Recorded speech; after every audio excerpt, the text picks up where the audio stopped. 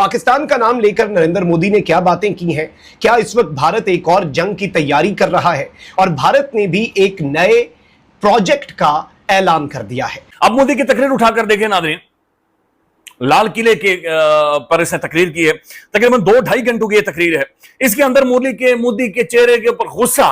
और दूसरी बात है कि प्राइम मिनिस्टर मोदी ने आज जो स्पीच की है, कहा जा रहा है ये उनकी 12वीं स्पीच है। 103 मिनट वो बोले हैं, लेकिन उस स्पीच में सबसे पहले जो उन्होंने अपने अच्छे अल्फाज इस्तेमाल किए हैं वो पाकिस्तान के बारे में, कि पाकिस्तान को जो है वो वार्निंग दे दी है। फिर इसके साथ ही साथ सुदर्शन चक्र जो है, ये नरेंद्र मोदी ने एक प्रोजेक्ट लॉन्च किया है और एक नया जो बेसिकली मिशन है वो नरेंद्र मोदी ने आज अनाउंस किया और पाकिस्तान को ऑपरेशन सिंदूर के अंदर जो है वो वार्निंग दी है। और दूसरा ये है कि सिंदूर चल रहा है और उन्होंने ये भी कह दिया कि सुना है कि अमेरिका को भी जो है वो अलर्ट कर दिया। ठीक है, वो कह रहे हैं कि जी अमेरिका पाकिस्तान को वार्निंग दे दी है, अमेरिका को क्लियर मैसेज अलर्ट कर दिया। पाकिस्तान अभी तक इस चीज से बाहर नहीं आ पा रहा और रोज नई कहानियां आ रही हैं कि पाकिस्तान में कितनी बड़ी तादाद में तबाही हुई है। कि इंडिया क्या दोबारा से पाकिस्तान पर हमला करने का सोच रहा है, या उसको लगता है कि उसकी तैयारी तो थी, बस कहीं उससे चूक हो गई है और उससे वो निकल सकता है, या इस गलती का इजाला वो कर लेगा और उस इजाले के लिए वो दोबारा पाकिस्तान के ऊपर कुछ अटैक करना या तजर्बा करना चाहता है? इसके कितने खदशात या इम्कानात मौजूद हैं?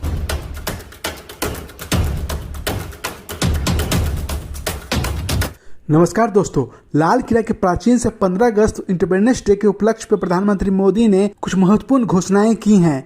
इकोनॉमिकल रिफॉर्म के साथ साथ देश की सुरक्षा के लिए आने वाले 5-7 साल में देश को आयरन डोम से भी बेहतर एंटी मिसाइल सिस्टम से लैस किया जाएगा और उसका नाम प्रधानमंत्री मोदी ने रखा है सुदर्शन चक्र। और तो और घुसपैठियों को लेकर प्रधानमंत्री मोदी ने एक बड़ा ऐलान कर दिया है कि एक आयोग बैठाया जाएगा जो घुसपैठियों की पहचान कर उन्हें वापस देश से बाहर करेंगे। इन्हीं सब बातों को लेकर पाकिस्तान मीडिया, वहां के एनालिस्ट के बीच में हड़कंप मचा हुआ है कि कैसे प्रधानमंत्री मोदी स्टेप बाय स्टेप अपने देश को मजबूत किए जा रहा है, जिससे अब पाकिस्तान की किसी तरह भी दाल गलने नहीं जा रही है, चाहे वो आतंकवाद का मुद्दा हो या फिर घुसपैठ का मुद्दा हो। सभी मुद्दे में प्रधानमंत्री मोदी नकेल कसते जा रहे हैं। और तो और अमेरिका को भी इनडायरेक्टली मोदी ने ये संदेश दे दिया है कि देश अब आत्मनिर्भर हो चला है। भारत देश को किसी दूसरे पर डिपेंडेंट रहने की जरूरत नहीं है, क्योंकि चाहे फॉरेन रिजर्व की बात हो या इकोनॉमिकल ग्रोथ की बात, दुनिया में भारत अव्वल चल रहा है। और क्या विशेष बातें हुई आप खुद डिबेट में देखिए।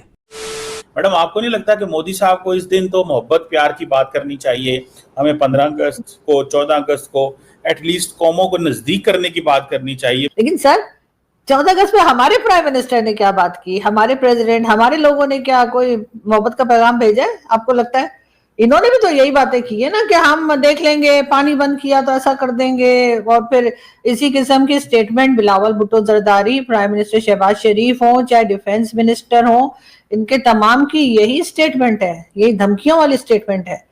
तो उधर से आपका क्या ख्याल है कि आप यहाँ से इस तरीके से अगर आप लोगों को डराएं धमकाएंगे तो उधर से क्या फूल आएंगे? उधर से भी यही होगा।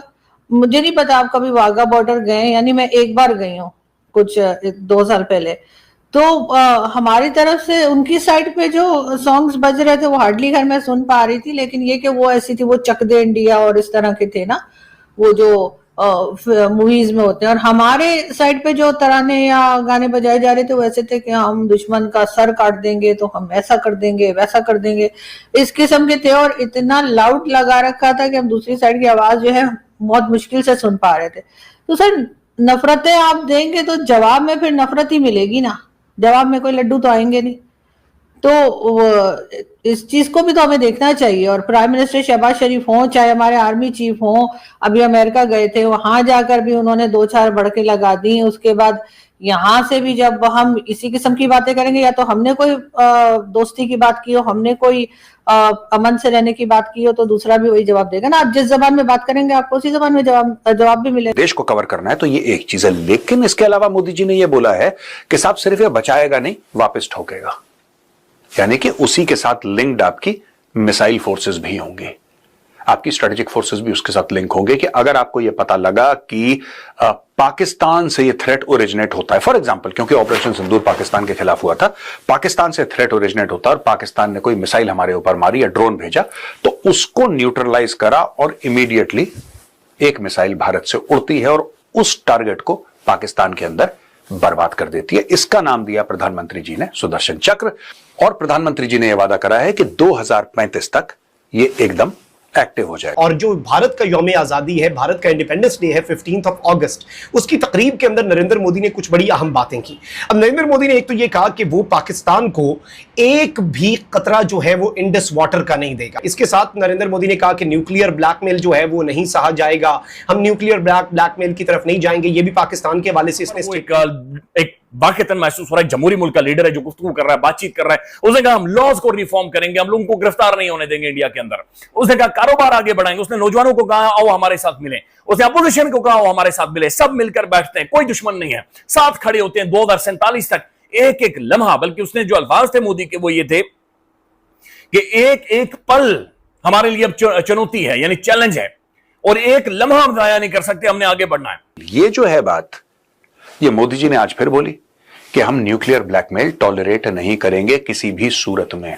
अगर पाकिस्तान को ये गलतफहमी है कि वो न्यूक्लियर हथियार इस्तेमाल करेगा या वो उसकी धमकी देगा या ऐसा बोलेगा अरे मैं कल ही न्यूक्लियर मार दूंगा, तो भैया सुनो, इन दिलों में तेल नहीं है। Right, we have called your nuclear bluff and India will again and again call out Pakistan nuclear bluff. इस सारी की सारी सूरत हाल के अंदर भारत की जंगी तैयारियां, और आज 15 अगस्त के दिन भारत की तरफ से यह ऐलान बहुत ज्यादा इंपॉर्टेंट है, तो वहीं दूसरी तरफ डोनाल्ड ट्रंप से भी नरेंद्र मोदी ने एक इनडायरेक्ट जंग छेड़ दी है। लेकिन एक और इंटरेस्टिंग बात नाज़रीन उसने की, मोदी ने, उसकी तकरीर में मैं सुन रहा था, उसने कहा हम दुनिया अब आगे जा रही है, दुनिया अब क्रिटिकल मिनरल्स की तरफ जा रही है। इधर भी फटा सर क्रिटिकल मिनरल्स का है। उसने कहा हम नेशनल क्रिटिकल मिशन लॉन्च कर रहे हैं, तो एक कौमी अथॉरिटी मिशन के ऊपर क्रिटिकल मिनरल्स के ऊपर मोदी बनाने जा रहे हैं। उसने कहा हम 1200 जगहों के ऊपर एक्सप्लोर कर रहे हैं क्रिटिकल मिनरल्स को। दैट्स इंटरेस्टिंग, ये हमें सीखने की जरूरत है नाज़रीन। हमारे 2 प्रोविंसेस के अंदर भी क्रिटिकल मिनरल्स हैं, मादनियात हैं, हमारे जखीरे हैं, हमारे पास जेवरात हैं, सोना है। ये मुल्क किधर जा सकता है? और उन दोनों सूबों को आप उठाकर देखें, बलूचिस्तान में सर्विस बंद है, केपीके में आप उठाकर देखें कि वहां पर क्या हाल बना हुआ है। तो बहरहाल मोदी ने यह कहा है कि हम national critical minerals mission launch करने जा रहे हैं, और जो कि करेगा तो एक नेशनल लेवल का कॉन्सेंसस इंडिया की जानिब से नजर आ रहा है, और यहां पर भी यही होना चाहिए। प्रधानमंत्री मोदी ने बोल दिया कि जो इंडस का पानी है वो भारत का है, और इसीलिए मोदी जी ने लाल किले पे ऊपर खड़े होकर बोला है दोबारा से इतनी सी भी हरकत हुई तो तुम्हारी कोई ब्लैकमेलिंग हम एक्सेप्ट नहीं करेंगे। न्यूक्लियर की ब्लैकमेलिंग तो वैसे ही हमने खत्म कर दी, ब्लफ हो गया, आपका ब्लफ हमने डिक्लेयर भी कर दिया कि भैया ये तो दिखाने का कुछ और बोलेगा कुछ और है। और पहली बार इंडिपेंडेंस का आप हाल देखिए, पाकिस्तान जो 80% से ज्यादा पानी लेकर जा रहा था 75-78 सालों में, पहली बार इंडस वाटर ट्रीटी को आपने तोड़ दिया। सारा पानी आप खुद यूज कर रहे हैं, और हमारे जो खेत थे वो सूखे पड़े थे और पाकिस्तान को पूरा पानी जा रहा था मोहम्मद नेहरू के कारण। 80% पानी पाकिस्तान को दे दिया सिर्फ इसलिए कि मुसलमान वहां पर आबाद रहे, हिंदू मरते रहे। मोहम्मद नेहरू की वो गलतियां आपने रिवर्स कर दी। इसलिए बोल रहा हूं इंडिपेंडेंस आपको 2025 में अब मिली है, यानी कि उसका नींव पत्थर रखा गया था 2014 में। दोस्तों, आपको अगर वीडियो अच्छा लगा तो इसे कर दीजिए लाइक। अगर आप मेरे चैनल पर नए हैं तो इसे सब्सक्राइब करके ही जाइएगा। जय हिंद, जय भारत।